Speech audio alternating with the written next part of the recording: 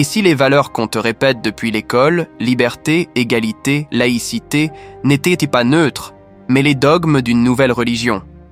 On va parler de ce que peu osent remettre en question. Les racines chrétiennes des idéologies modernes. La démocratie, non pas comme un simple système politique, mais comme une foi déguisée. Et surtout, pourquoi en France, cette foi se retourne souvent contre les musulmans? Ce n'est pas un débat politique, c'est une analyse profonde, structurée, inconfortable peut-être, mais nécessaire.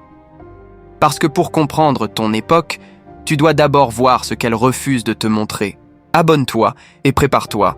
Ce que tu vas entendre ici, on ne te le dira jamais dans les médias.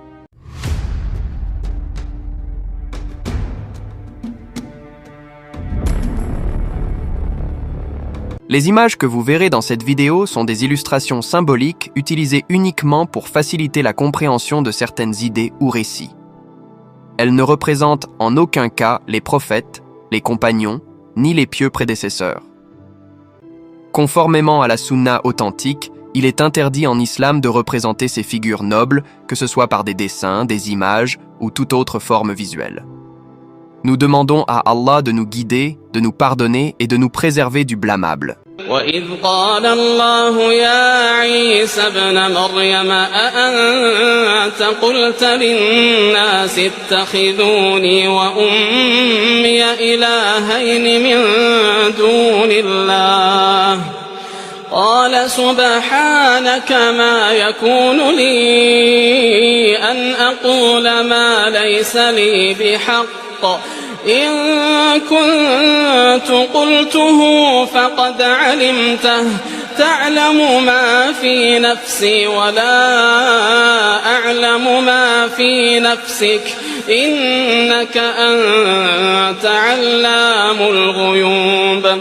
Beaucoup d'idéologies modernes qu'on appelle aujourd'hui séculières ou laïques viennent en réalité du christianisme.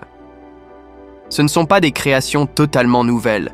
Elles sont nées dans un contexte profondément chrétien et elles en portent encore les traces.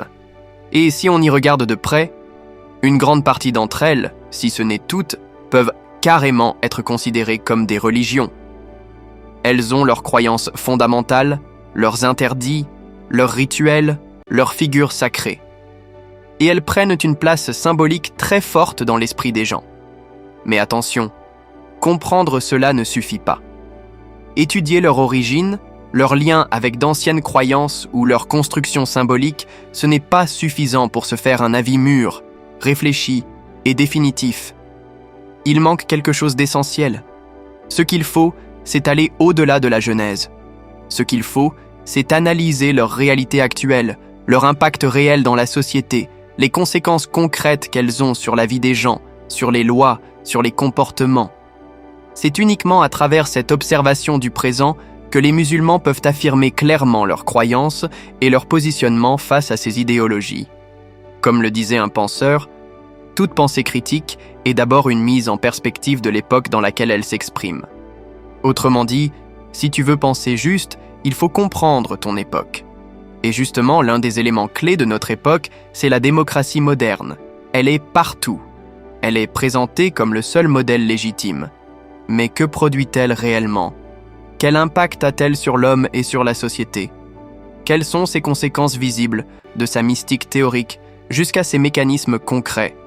Il faut répondre à ces questions avant même d'aborder un sujet encore plus spécifique. Pourquoi, ici en France, cette démocratie n'assure pas aux musulmans la protection de leurs droits légitimes? Et pour bien comprendre cela, il faut d'abord comprendre la nature de la démocratie elle-même. Car cette idéologie qu'on nous présente comme neutre, comme rationnelle, comme universelle, est en réalité une religion séculière. La démocratie est la fille du christianisme. Elle en hérite la structure, l'idée de salut collectif, la foi dans le progrès et la morale universaliste. C'est elle qui domine aujourd'hui. C'est l'idéologie triomphante de notre temps. Et au cœur de cette idéologie, il y a un pays très particulier, la France, un pays unique, car il est à la fois la fille aînée de l'Église, profondément marquée par l'histoire chrétienne, mais aussi la fille de l'athéisme militant, de la rupture brutale avec la religion.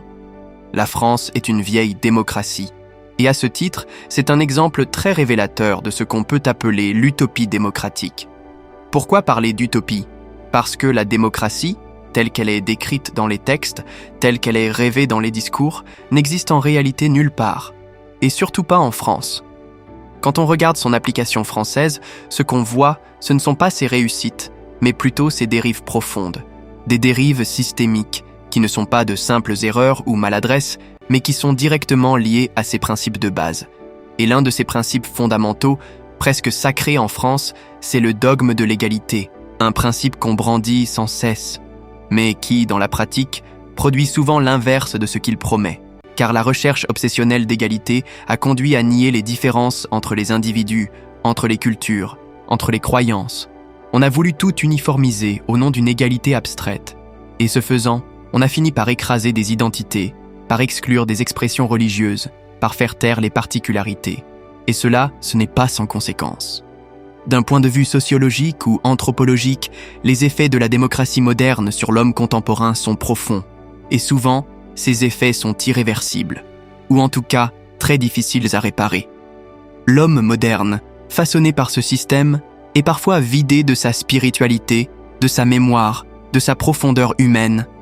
Il devient un citoyen fonctionnel, mais déraciné, libre en apparence, mais profondément conditionné.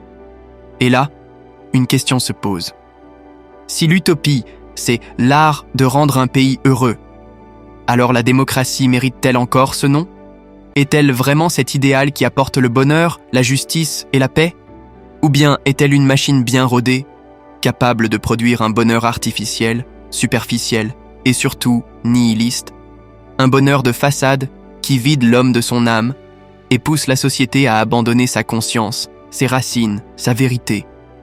Voilà pourquoi il est essentiel de décrypter tous ces mythes fondateurs.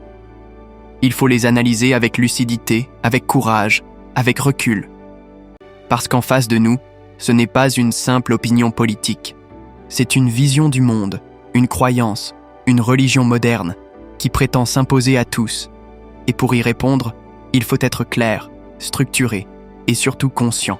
ما قلت لهم إلا ما أمرتني به أن اعبدوا الله ربي وربكم وكنت عليهم شهيدا ما دمت فيهم فلما توفيتني كنت أنت الرقيب عليهم وأنت على كل شيء شهيد. Pourtant, derrière ce tableau idéal de la démocratie se cache une réalité bien différente, souvent ignorée ou masquée par ses promesses séduisantes. On nous répète sans cesse que la démocratie est le système le plus juste, le plus libre, le plus égalitaire.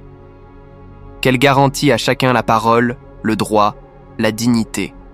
Mais ce qu'on oublie de dire, c'est que tout cela repose en réalité sur une illusion.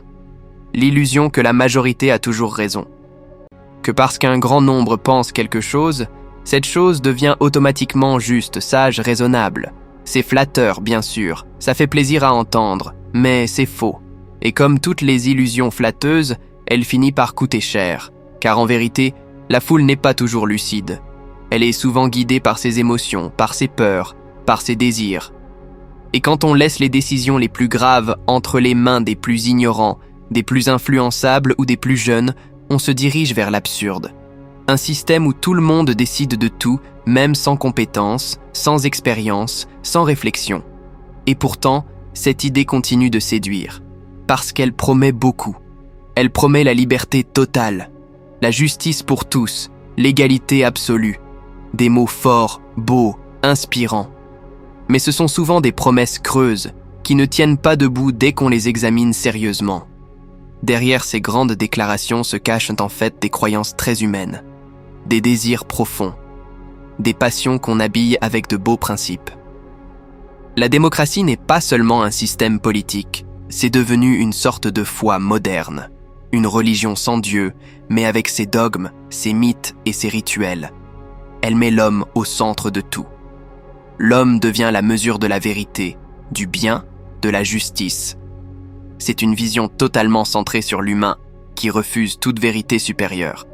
Et pourtant, Elle se présente comme rationnelle, raisonnable, logique. Mais ce n'est qu'un déguisement, car trop souvent, cette prétendue rationalité entre en conflit avec le simple bon sens. On confond liberté et chaos, égalité et nivellement par le bas, justice et vengeance sociale. Et le pire, c'est que même les esprits les plus intelligents tombent dans le piège. Parce que cette illusion est bien construite, parce qu'elle parle à notre ego, parce qu'elle nous fait croire qu'on a tous le pouvoir, tous le savoir, tous la légitimité. Mais quand tout le monde décide de tout, sans hiérarchie, sans limite, sans principe solide, ce n'est plus de la liberté. C'est de la confusion. Et à la fin, ce sont toujours les plus faibles, les plus naïfs ou les plus manipulables qui en perdent le prix. ومنهم أميون لا يعلمون الكتاب إلا أماني وإن هم إلا يظنون فويل للذين يكتبون الكتاب بأيديهم ثم يقولون هذا من عند الله ليشتروا به ثمنا قليلا فويل لهم مما كتبت أيديهم وويل لهم مما يكسبون. Et c'est là qu'on entre dans le cœur du mythe démocratique, l'égalité. Ce mot qu'on répète partout, mais qu'on ne comprend presque jamais. On nous répète que la démocratie est fondée sur l'égalité, que tous les hommes sont égaux. Qu'il s'agisse de liberté, de dignité ou de droit, la démocratie prétend que chacun a la même valeur, la même voix.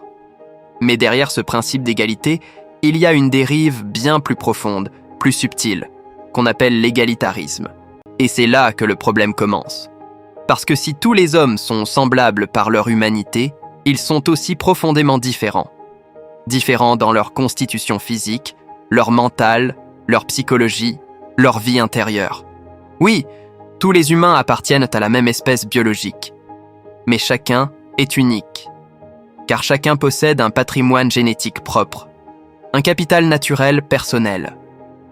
Et ce capital biologique, ce bagage de départ, influence déjà nos chances de départ dans la vie. Et je ne parle même pas encore des facteurs sociaux, culturels, économiques ou historiques, qui, eux aussi, viennent renforcer encore plus ces différences. Autrement dit, l'égalité absolue entre les hommes est un mythe. Si on accepte cette réalité, que chaque être humain naît avec un certain capital naturel et social, alors on doit reconnaître que ce capital va déterminer son avenir, sa construction personnelle, sa manière de vivre en société, ses moyens, ses forces, ses faiblesses, ses limites. Mais attention, dire cela ne veut pas dire qu'on retire aux individus leurs droits fondamentaux. Ce n'est pas non plus établir une hiérarchie raciale ou sociale. Reconnaître qu'il existe des différences entre les hommes n'implique ni mépris ni rejet. En réalité, cette accusation est une stratégie bien connue.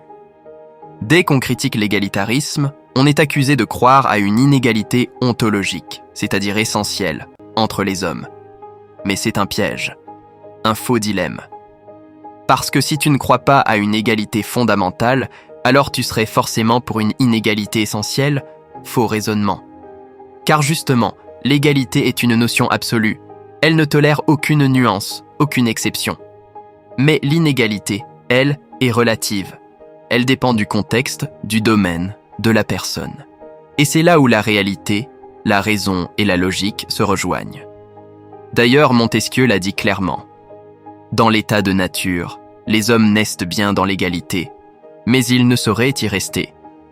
Et James Fenimore Cooper, dans Le démocrate américain, disait « Les hommes ne naissent pas tous égaux, au sens physique ou même moral, à moins que l'on se limite à l'égalité des droits politiques. » Autrement dit, penser que tous les hommes sont égaux en tout, c'est soit ignorer la réalité, soit se réfugier dans un rêve.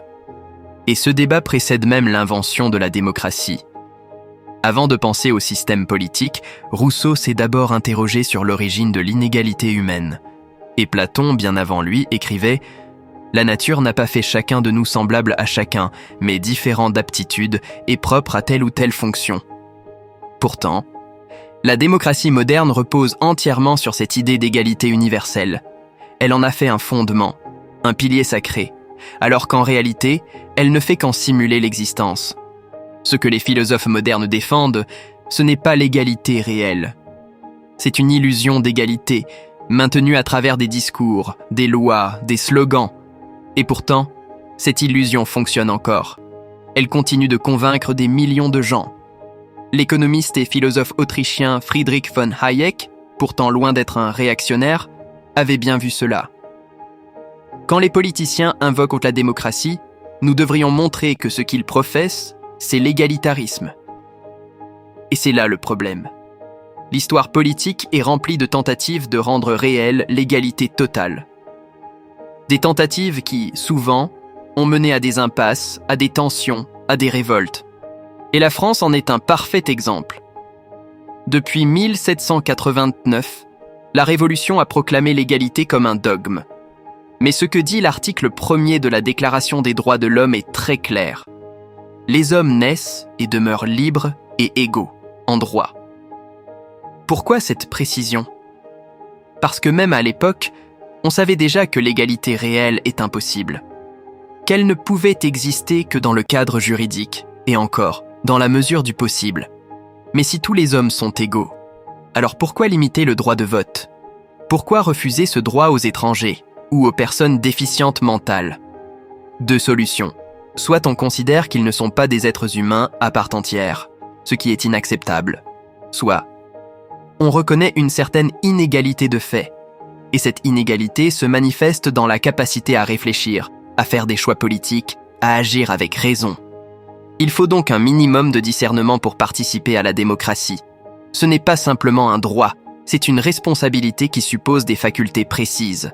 Et une fois de plus, Schumpeter le résume parfaitement. L'égalité peut atteindre la dignité d'un postulat éthique. Mais quel que soit le sens qu'on lui donne, elle ne peut s'appliquer aux hommes tels qu'ils sont. Alors on change de discours. On parle d'égalité des chances. Mais cette reformulation ne change rien au problème de fond. Car ce qui compte, ce n'est pas de donner à chacun une ligne de départ identique.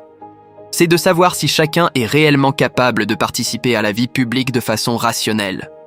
Parce que si les votes de tous doivent avoir la même valeur, alors encore faut-il que chacun vote avec la même compréhension des enjeux, la même logique, la même conscience. Et ça, c'est une condition qui, dans les faits, n'est jamais remplie. وَإِنَّ مِنْهُمْ لَفَرِيقًا يَلْوُونَ أَلْسِنَتَهُمْ بِالْكِتَابِ لِتَحْسَبُوهُ مِنَ الْكِتَابِ وَمَا هُوَ مِنَ الْكِتَابِ وَيَقُولُونَ هُوَ مِنْ عِنْدِ اللَّهِ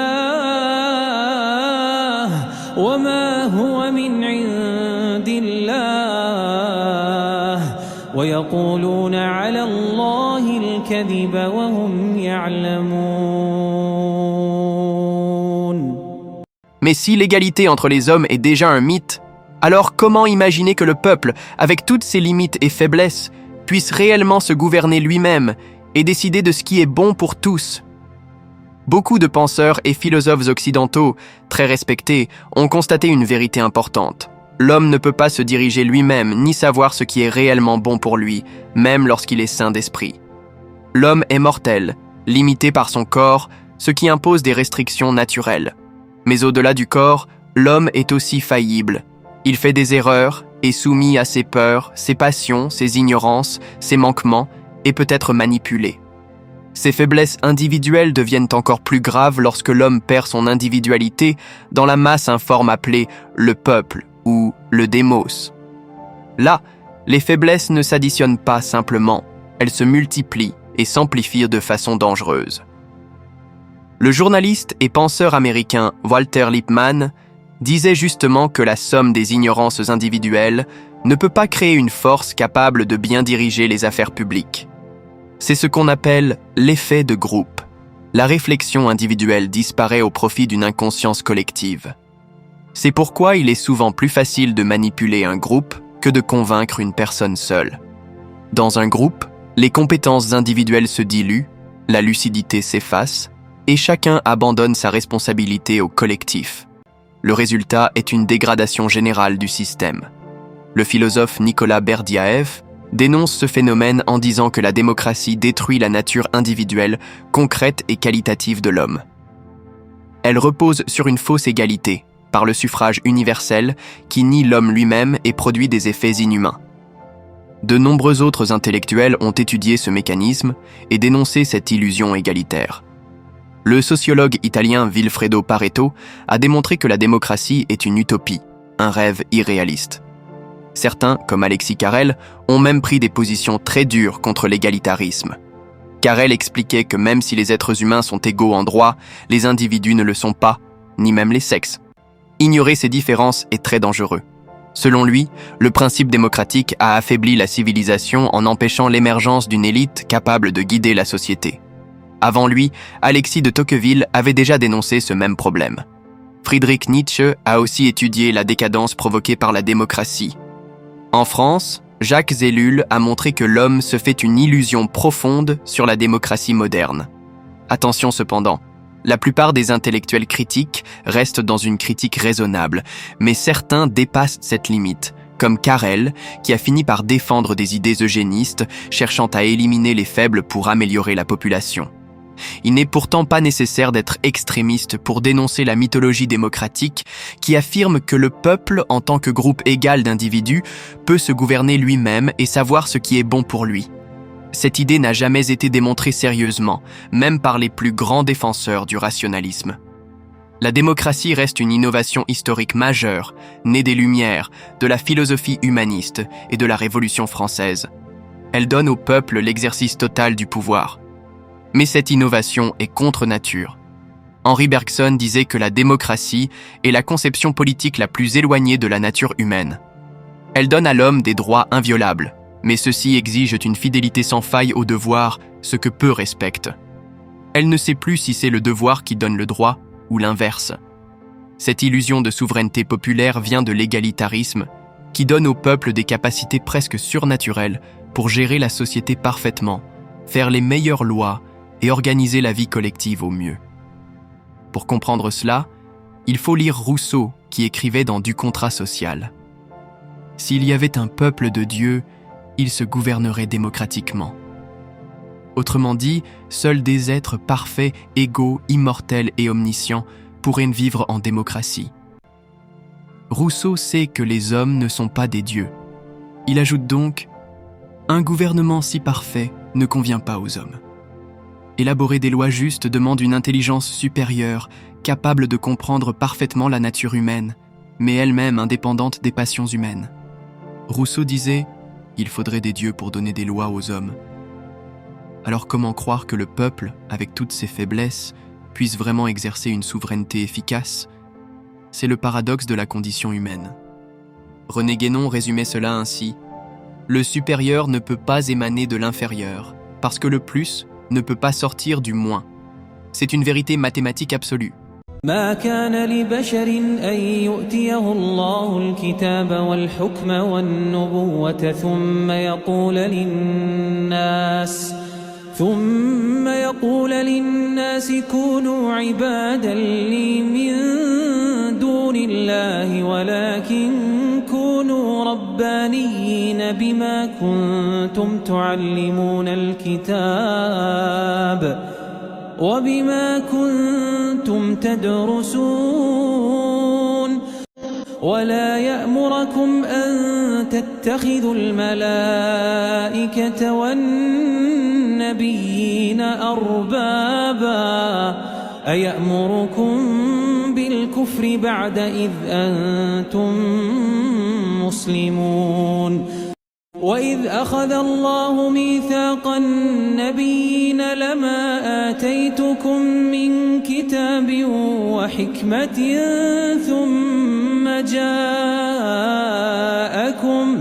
ثم جاءكم رسول مصدق لما معكم لتؤمنن به ولتنصرنه